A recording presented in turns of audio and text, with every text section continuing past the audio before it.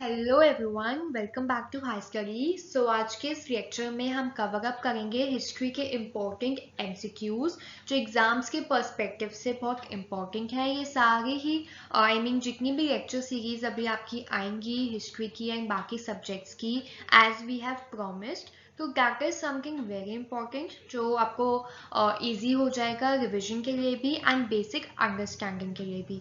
अभी जो भी आपके अपकमिंग एग्जाम्स हैं in line such as your SSC, then you have your EPFO SSA, ठीक है, जिसके फॉर्म्स अभी आउट हैं, you can go and fill, ठीक है। उसमें भी जनरल अवेयरनेस एक इम्पॉर्टेंट आपका सब्जेक्ट हो जाता है अलग से।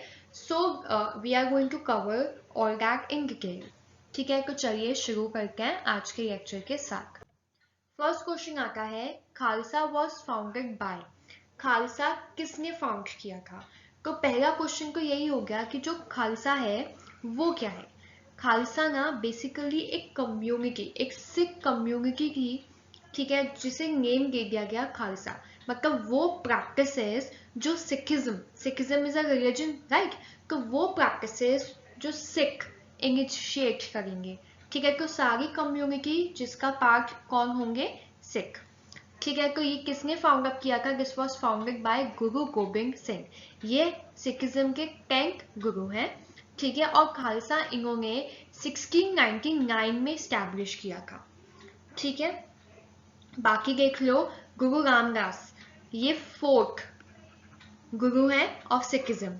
गुरु नानक देव जी, इनका तो आपको पता ही होगा, ये फर्स्ट सिख गुरु हैं, ठीक है।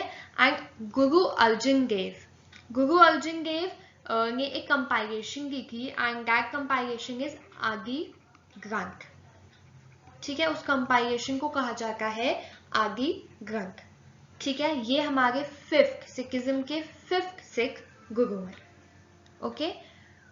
Next is the successor of Maharaja Ranjit Singh was, Maharaja Ranjit Singh के बाद कौन उनके सक्सेसर थे जो रूल अप करने आए सिख एम्पायर को।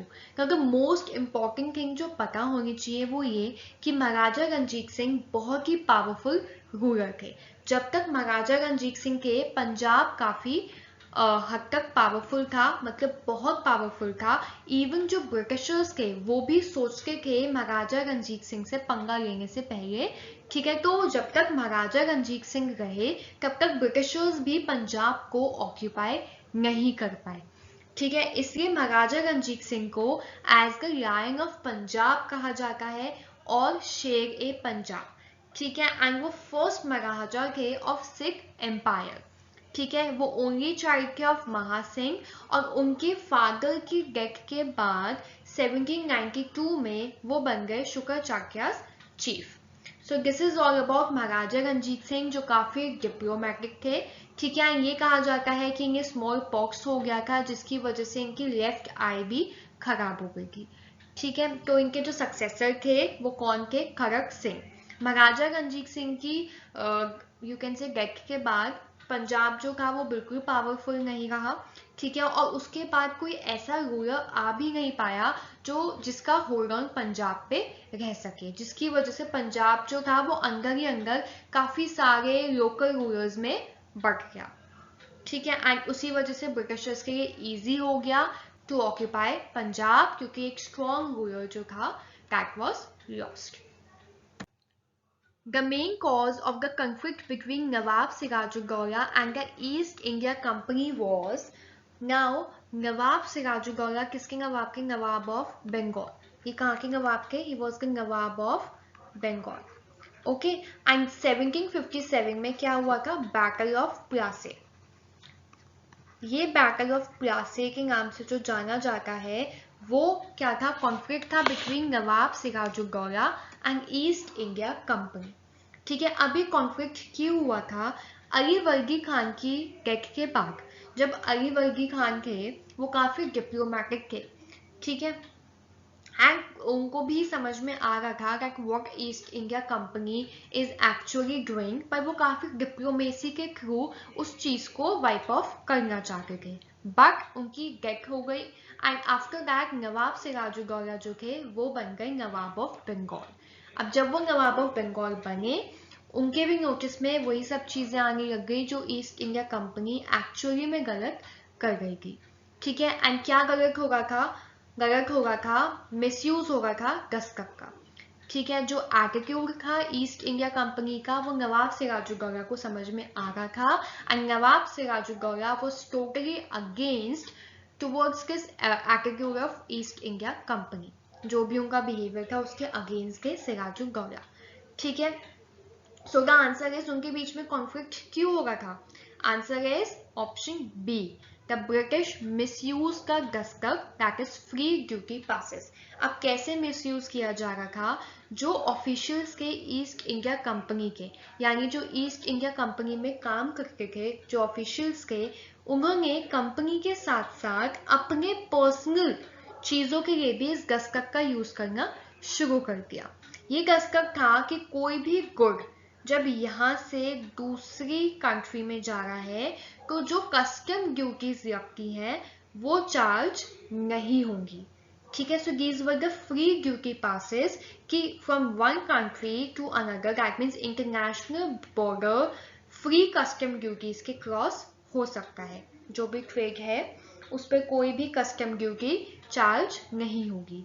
तो जो ऑफिशियल्स के इसमें कंपनी में, उन्होंने इस दस्तखत को अपने पर्सनल चीजों के लिए भी यूज करना शुरू कर दिया, अपने पर्सनल बिजनेस के लिए भी यूज करना शुरू कर दिया। ठीक है, तो ईस्ट इंडिया कंपनी के लिए तो अवेलेबल था कि हाँ यू कैन यूज दस्तखत, आप ये फ्री ड्यूटी पासेस यूज कर सकते हैं, लेकिन जो ऑफिशियल्स के उनके जो पर्सनल बिजनेस चल रहे थे उसके लिए दस्तखत नहीं दी गई थी। पर फिर भी जो ऑफिशियल्स के उन्होंने अपने पर्सनल चीजों के लिए यूज करना स्टार्ट कर दिया। सो दे वर मिस यूजिंग। और भी बाकी सारे और भी डिफरेंट रीजंस के जो सिराजुद्दौला को इरिटेट एंड परेशान कर रहे थे, वो था ईस्ट इंडिया कंपनी का बिहेवियर, उनका ना सुनना या फिर वर्ड्स देने के बाद उनको फुलफिल ना करना जो उनकी आदत थी। ठीक है, सो इसका आंसर है option number B. Next is, who converted Sikh into a martial race? What is martial race? Answer तो बाद में देखेंगे, पहले ये बताओ कि मार्शल रेस क्या होती है। देखो, मार्शल रेस होती है कि एक अग्रेसिव नेचर से किसी चीज को फुलफिल करना, मतलब एक ऐसा मार्शल का आपको पता है ना, मार्शल लॉ आपने सुना भी होगा। दैट मीन्स अब एक जो एटीट्यूड है वो थोड़ा एग्रेसिव बनाना। ठीक है, तो उसको ही बोला मार्शल रेस यहाँ पे, कि किसी चीज को अचीव करना है, कोई गोल अचीव करना है, या किसी चीज से बचना है, या किसी चीज का सामना करना है, तो you have to be more aggressive in nature to save yourself. So the correct answer is option number B. So it was he was Guru Gobind Singh जी जिन्होंने कन्वर्ट किया सिख को मार्शल रेस में। अब इसका रीजन क्या था? रीजन था औरंगजेब। उस टाइम पे जो मुगल रूलर था दैट वाज औरंगजेब, एंड आप सबको पता है if you have gone through history कि औरंगजेब बहुत ही ब्रूटल रूलर था। ठीक है, काफी ब्रूटल मुगल रूलर था। उस टाइम पे इनइक्वालिटी भी काफी ज्यादा थी।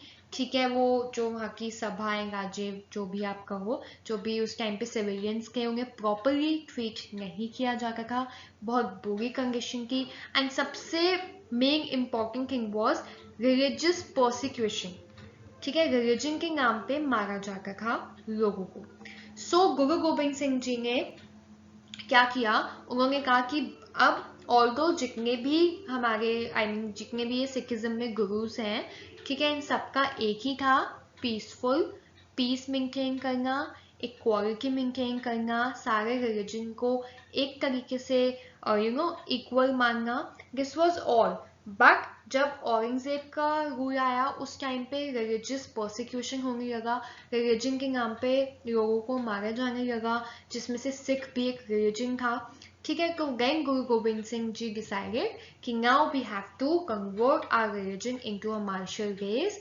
हम किसी का भी गलत सहन नहीं करेंगे, we will take actions, we will take stringent action. हम भी क्या करेंगे? ब्रूटल अगेंस्ट जो हमें गलत ट्रीट करेगा या प्रॉपरली नहीं बिहेव करेगा, उनके against we will take action. ठीक है, so this is about who converted Sikh. Now over here the chart has been given from 1 to 10. First Guru कौन थे? Guru Nanak जी. Second Guru Angad. Third Guru Amardas. Fourth Guru Ramdas. Fifth Guru Arjan. Sixth Guru Har Gobind. Seventh Guru Har Rai.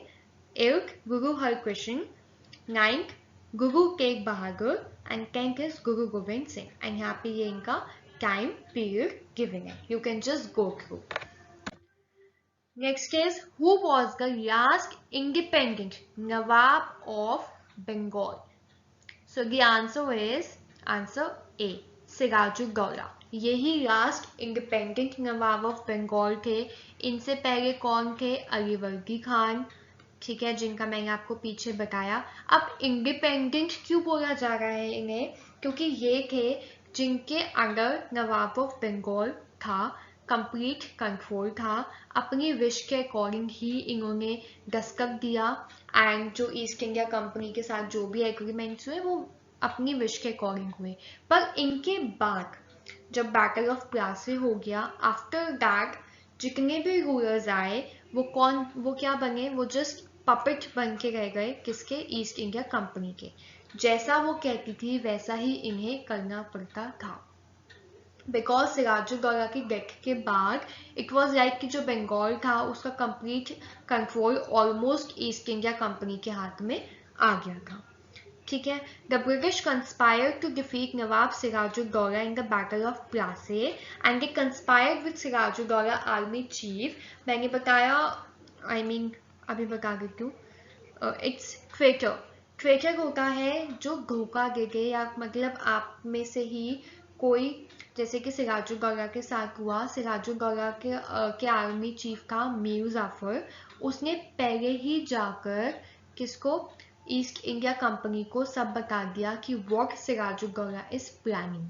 तो it's a kind of धोखा दे देना. सो traitor is somewhat जो आपकी खबरें, secret news जाके किसी बाहर वाली टीम को बता दे, ओपोजिट टीम को, एंड ईस्ट इंडिया कंपनी ऐसे ही सिराजुद्दौला से जीती.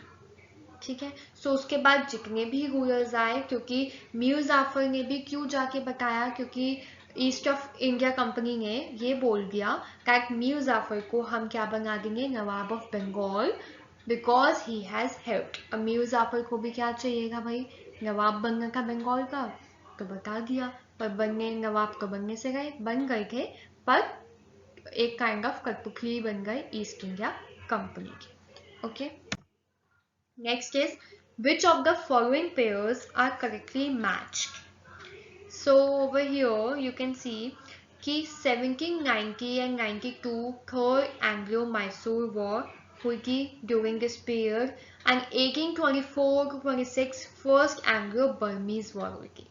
So the correct answer is answer 2 and answer 3. अब आप मुझे बताएंगे कमेंट सेक्शन में कि फर्स्ट एंग्लो मराठा वॉर की टाइमलाइन क्या है and second Anglo Sikh war की टाइमलाइन क्या है. ठीक है, कुछ मेहनत तुम करो, बाकी सारी मेहनत हम कर रहे हैं. Okay. So 1767 to 1769 is the date जब फर्स्ट एंग्लो मैसूर वॉर हुई. 1780 to 1784 में second Anglo Mysore war. 1790 to 1792 में third Anglo Mysore war, and 1798 to 99, which was just a 1 year, that is fourth Anglo-Mysore war. So this is a timeline of Anglo-Mysore war. Important है, you should know this. The ruler of which one of the following states was removed from power by the British on the pretext of misgovernance?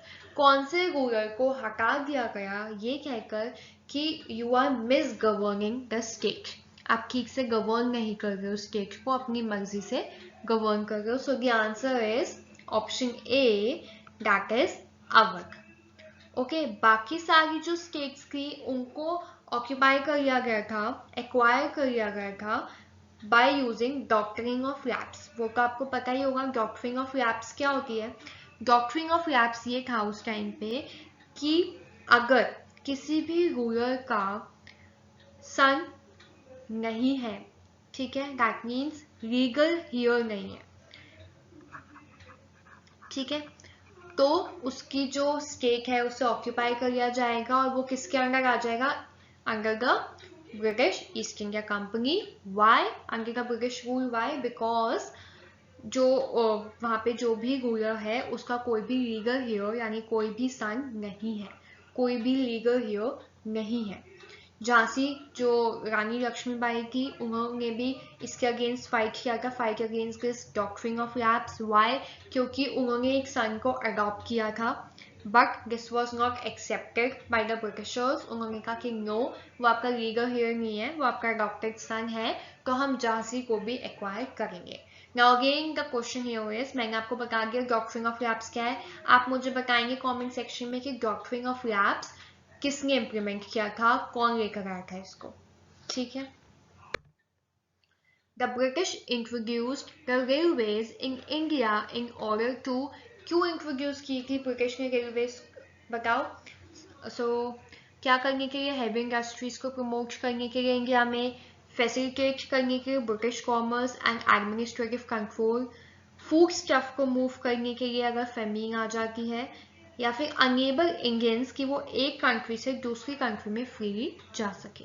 So the answer is option B, exactly. So the answer is option B, वो commerce को increase करना चाहते थे, that means जो भी trade हो रहा है, ठीक है, उसको इंक्रीज करना चाहते थे, सामान ट्रांसपोर्टेशन इजी हो जाए, यहाँ से दूसरी जगह पे पहुंच जाए, जल्दी पहुंच जाए, ठीक है, तो उन फैसिलिटीज को इंक्रीज करना चाहते थे। साथ में एडमिनिस्ट्रेटिव कंट्रोल को इंक्रीज करना चाहते थे, बिकॉज जो एरिया था ब्रिटिशर्स उसको क्या कर रहे थे, ऑक्यूपाई करके जा रहे थे, तो उनका जो रूलिंग एरिया था वो इंक्रीज हो रहा था, एडमिनिस्ट्रेशन का इंक्रीज हो रहा था, कितना सब कुछ उन्होंने एक्वायर कर लिया, सतारा, झांसी, अवध, तो दे वर एक्सपैंडिंग, ठीक है, that's why administrative control.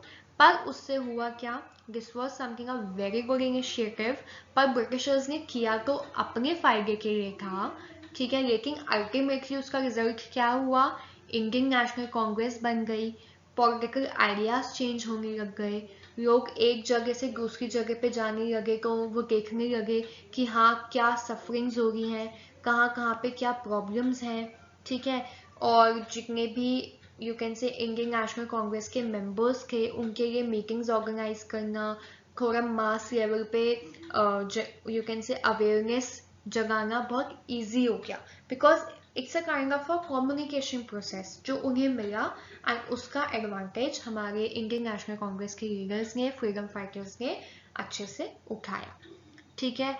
You can से कि उन्हें freedom of speech, that means उस टाइम पे बहुत सारे उस पर भी रेस्ट्रिक्शंस लगा दी गई थी bye the Britishers, freedom of press पे, बट अगेन काफ़ी सारे जर्नल्स, न्यूज़पेपर, तो यू कैन से कि व्हेन यू ट्रैवल, जब आप एक जगह से दूसरी जगह पे जाते हो तो आपको वहाँ उस जगह के बारे में पता चलता है, राइट, तो अवेयरनेस इंक्रीज हुई। अर्लियर ट्रैवल करना मुश्किल था, पर रेलवेज की वजह से ट्रैवल करना ईजी हो गया, and due to this it helps a lot, एक काफ़ी अच्छा हुआ किसके लिए, इंडियंस के लिए। Next is, under which one of the following systems of assessment the British government collected revenue directly from the farmers? कौन सा सिस्टम था जिसमें जो ब्रिटिश गवर्नमेंट थी वो रेवेन्यू डायरेक्टली किससे कलेक्ट करती थी, फार्मर्स से, बताओ, जमींदारी सिस्टम था, रौकवारी था, अन्नावारी या देसाईवारी? Yes, answer is option B, that is ryotwari system, जहाँ पे जो ब्रिटिश गवर्नमेंट थी वो डायरेक्टली फार्मर्स से रेवेन्यू लेती थी, दैट मीन्स बीच में जो जमींदार थे उनको एलिमिनेट कर दिया गया था।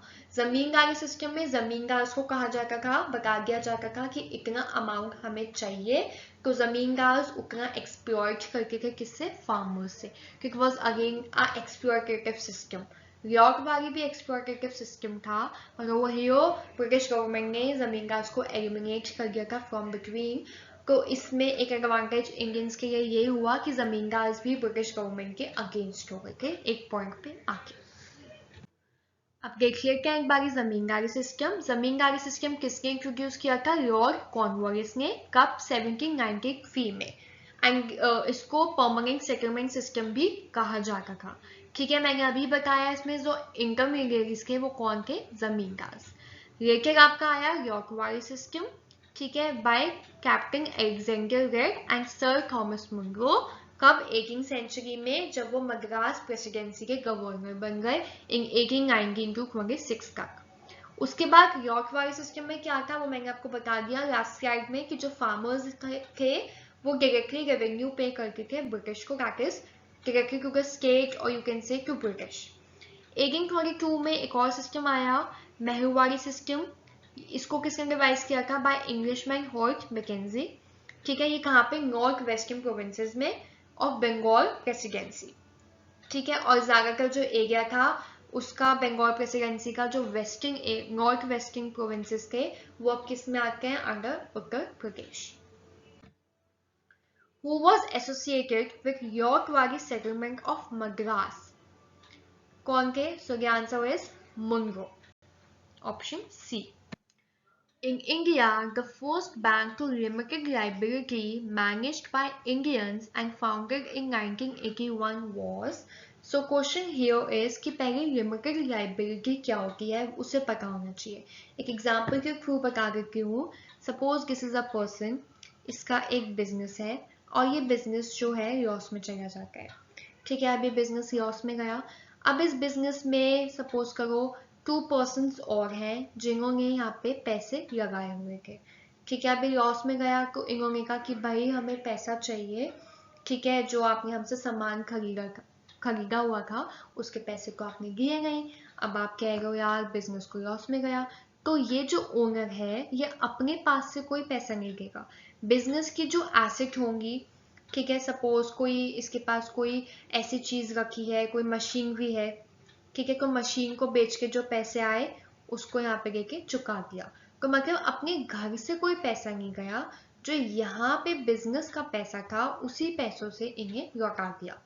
अब उनके पास पैसे पूरे आए या नहीं आए उससे इस ओनर का कोई मतलब नहीं है। ये सीधा कह सकता है कि जो सामान बचा था उनको बेच के जितना पैसा आया, जितना पैसा आ सकता था उससे मैंने आपका पैसा चुका दिया है। अब इससे अगर मैं आपको और नहीं दे सकता क्योंकि मेरे पास क्या है, लिमिटेड लायबिलिटी है।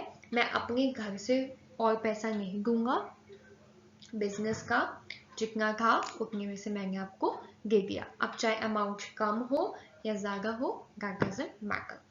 सो the answer, correct answer is कौन सा है इसमें, option D, that is Awadh commercial bank जो है वो फर्स्ट इंडियन बैंक था जिसमें सारे इंडियन बोर्ड ऑफ डायरेक्टर्स थे।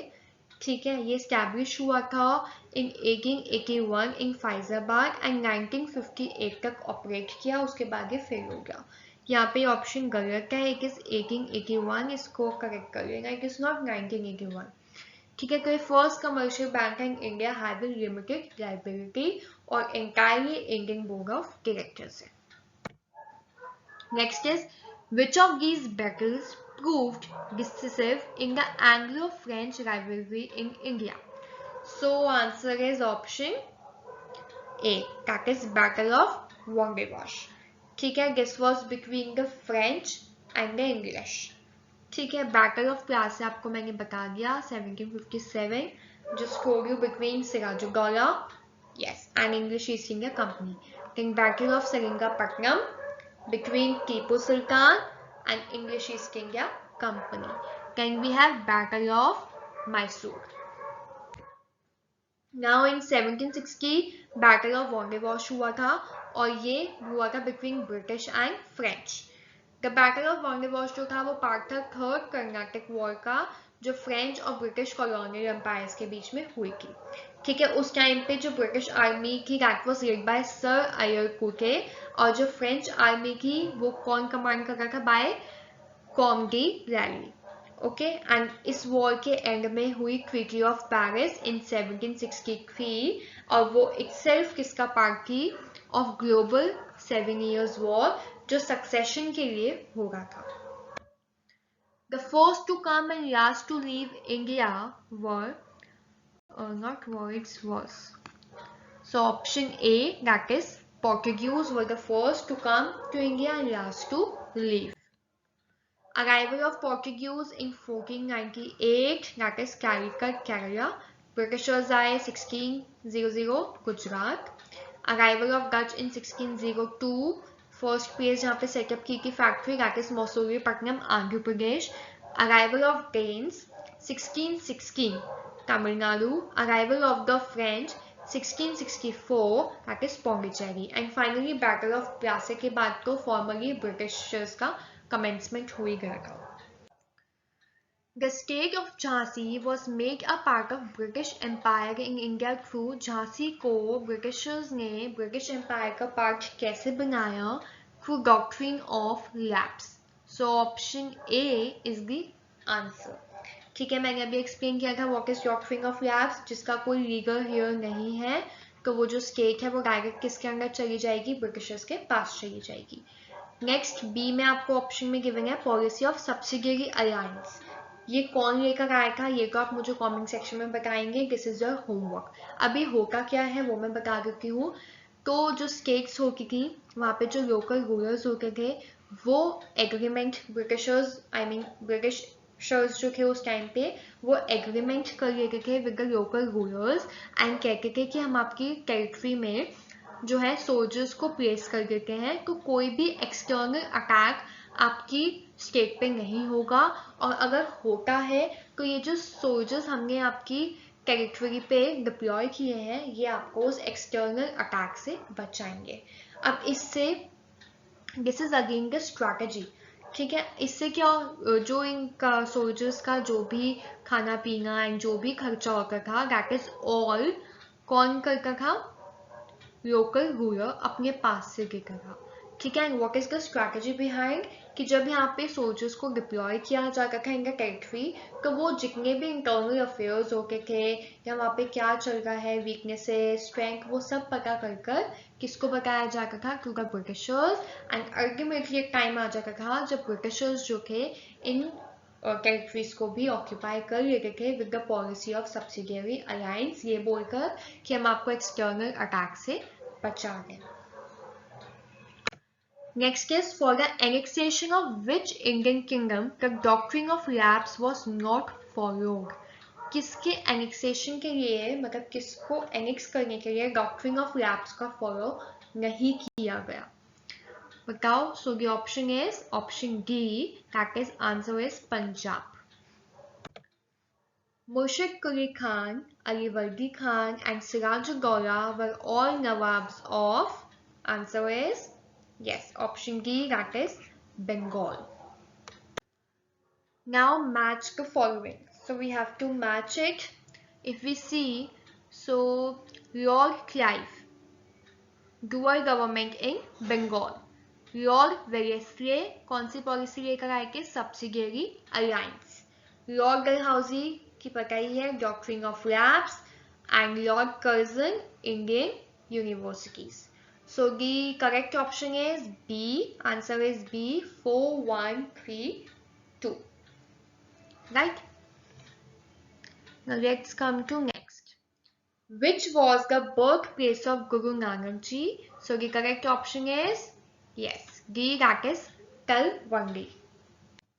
Which Governor General is associated with doctrine of lapse? So the answer is option number B, that is Lord Dalhousie. So with this we completed with this lecture. ठीक है, इसकी अगर आपको PDF चाहिए तो आप high study का Telegram channel join कर सकते हैं. वहाँ पे आपको PDF मिल जाएगी एंड बाकी लिंक भी मिल जाएंगे. ठीक है, you can go and download it from there.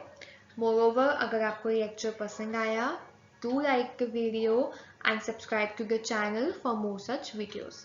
Rest कोई भी क्वेरी हो and if any question you want to ask आप टेलीग्राम चैनल पे भी पूछ सकते हैं एंड साथ में नीचे कमेंट सेक्शन में भी. Okay, we will bring more such initiatives for you. Moreover description में आपको सब चीज़ें मिल जाएंगी, link of all the channels, so you can go and join it. Thank you.